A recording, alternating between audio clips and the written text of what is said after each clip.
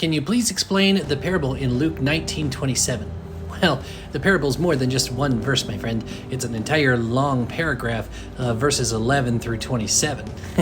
But I can probably paraphrase it for you here. So this is similar to a parable that Jesus told in Matthew, but there's some slight differences. And most likely, Jesus told this parable many times with some slight variations, but the point was always the same. So you have this wealthy man who goes off and leaves his servants in charge. And he leaves a large amount with one servant, a medium amount with another servant, and then just one amount with the third servant.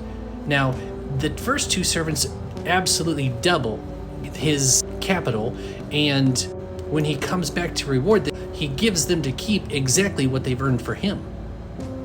But the third one, he was a wicked and lazy servant and chose to do nothing with what the master had given him. And he comes up with an excuse saying, I know you're a hard man and I just wanted to make sure you got your stuff back. And the ruler says, well, if you knew I was a hard man, you could at least put my money in with the bankers and get interest for me.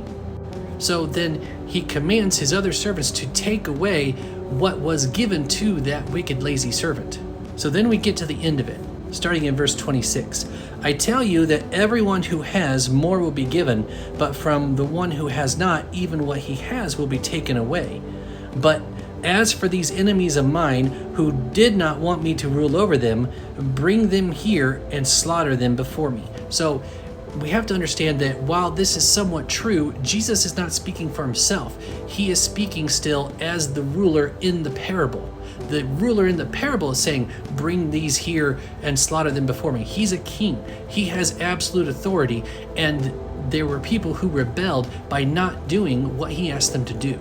So this is symbolism of what's going to happen at the end of the age. When Jesus returns, those who have found to have been wicked and lazy, their time's up.